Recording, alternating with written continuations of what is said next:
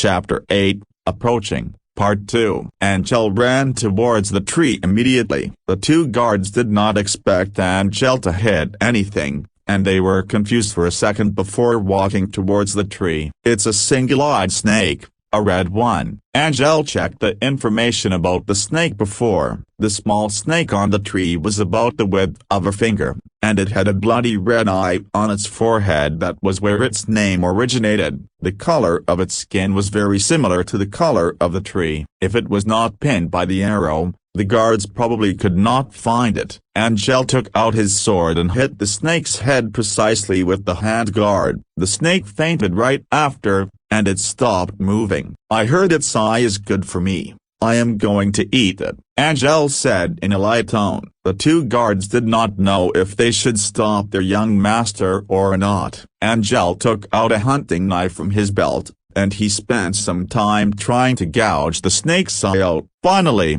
he had the red bloody eye in his hand, and he threw it into his mouth right away. Angel did not chew it, but only swallowed it. Though the snake had strong venom in its teeth, its eye had no venom at all. The two guards decided not to stop Angel because they did not want to disappoint the young master. They watched Angel swallow the eye, and they saw a weird expression from his face. "Let's keep moving," Angel said, and threw the dead snake to one of the guards. The guard took out a linen bag and placed the snake in it. The guards had no idea what was going on, and they soon heard the sound of an arrow hitting the tree again. Angel smiled, and he quickly ran to the tree that wasn't too far away. The guards saw another single-eyed snake pinned to the body of the tree. "Young master, splendid shot," one of the guards said. "We couldn't even see the snake on the tree from such a distance." He was surprised actually. Angel heard the praise,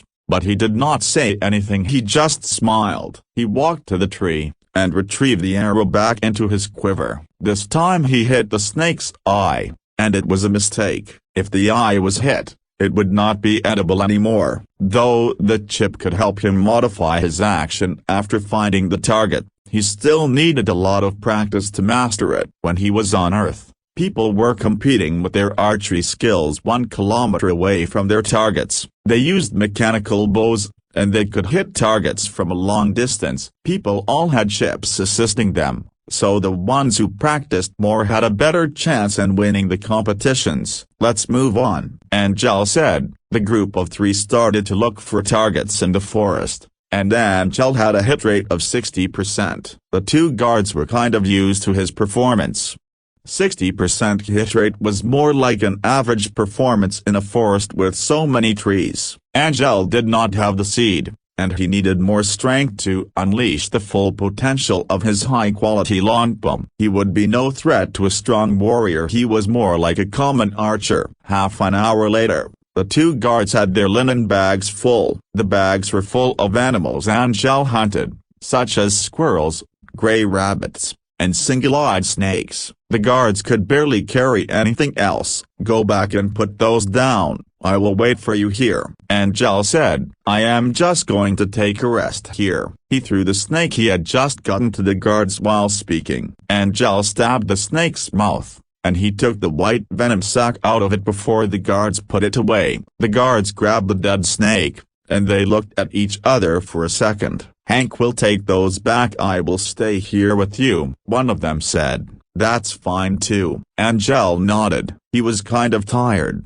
so he sat down by a tree. He had eaten about 40 snake's eyes. He could feel there was something warm in his body, and he felt he could perform actions faster now. One of the guards took the animals back to the castle, and the other one sat on the grass by him. "Actually, we've already heard about the benefits of the snake's eye. Someone once tried it before, but nothing happened." The guard smiled, and he said, "Nothing happened?" Angel asked. "Yes, they had a bad time in the toilet, but nothing else happened," the guard answered. Angel nodded. He knew that this method would probably not work for everybody. The report from Zero stated that this method was only compatible to certain people. The raw eyeballs of the snake had a special element in it, and it could help Angel increase his agility. People had their differences for sure, and the method might only work at a certain age range. Angel was happy with what he obtained today. He missed several shots on purpose because he did not want to astonish the guards too much. He could easily hit every shot with the help of the chip. "I am done for today, let's head back," Angel said after resting for a while. "Understood," the guard said. They went back through the route they came. The next 15 days, Angel went hunting every day in the forest, and the people in the castle began hearing of his superb archery skills. People weren't surprised anymore about the huge amount of animals he could hunt every time. It was high noon in the forest, and the shades that was created by the sunlight underneath the trees were sliced into pieces by the leaves.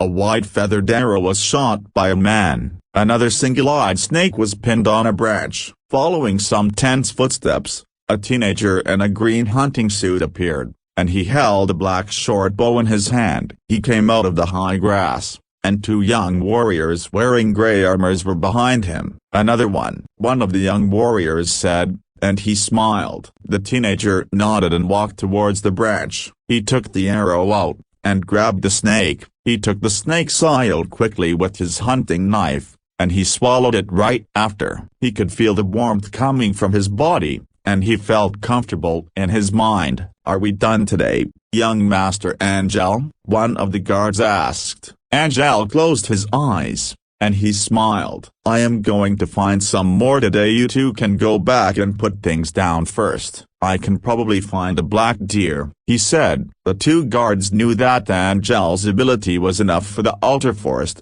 and there was barely any animal that could hurt him. They grabbed their bags, and they returned at a slow pace. "Check my body condition," Angel said in his mind after the two guards left. Angel Rio, strength 0.8, agility 2.4, stamina 1.6.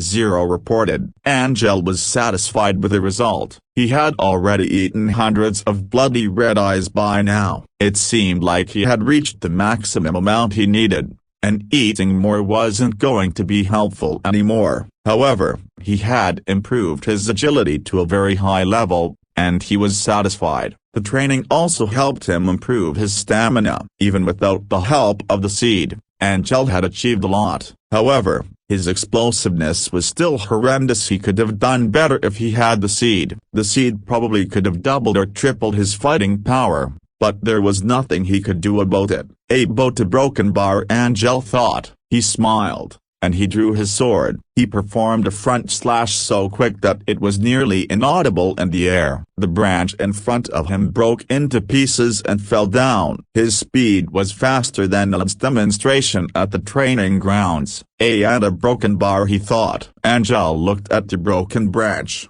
and there was a fly on it. He was actually aiming at the fly's wings, and its wings were cut off precisely. The fly was still moving on the branch. "I am not a weak-ass playboy anymore." Angel sheathed his sword, and he ecstatically laughed. A guy in gray was drawing closer to Angel from about 100 meters away. He tried not to make any noise as he stepped on the grass quietly. There were birds and insects making noises in the forest, so Angel probably did not hear anything at all. Right here, the guy stopped, and he tried to hide himself behind a tree. The guy was named Dice, and he was a member of the assassin guild called Dark Emblem. He was an extremely careful man, and he would make sure he collected enough information about his target before starting his mission. Though he had the skill of a knight, he was still very careful, and that was the reason why he barely failed any mission. Assassination target,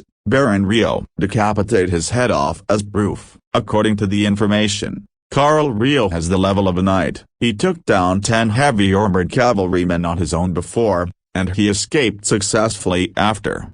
He went through his mission in his mind one more time, and he was not too concerned about the Baron's power.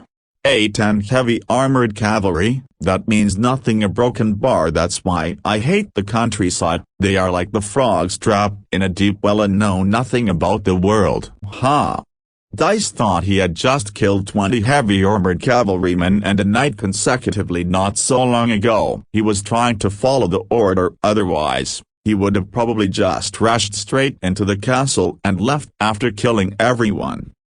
Such an easy mission, a broken bar killing a random lord at the countryside, and just a regular knight. A broken bar dice had killed numerous knights in his life, and he really did not think this one would be any different. Inside the castle, the conference hall, the Baron was sitting on the chair with a disappointed face, but he did not say anything. Otis and Wade were sitting by his side, and they both had solemn expressions on their faces. An assassin from the Dark Emblem, who might be the one behind this, he probably paid them really good, Wade said. Dark Emblem is a huge organization, and they are all over the country. Their members are all very strong. Big trouble this time. He was really worried. They sent me a letter saying they are coming for me, the Baron said in a deep tone. They are telling me when I am going to die. There is one thing I don't understand, though. It takes thousands of gold coins for one to buy a kill from them, yet my whole territory only makes several hundreds of gold coins per year. Broken bar, am I really worth that much? The Baron wondered. There is nothing to fear. We have 3 knights sitting here waiting for them, Otis said. The Baron was still angry about it. He was playing with the letter he received. The letter was all black, which only had a bloody red spider symbol shining occasionally on it. It made the letter look strange and beautiful at the same time.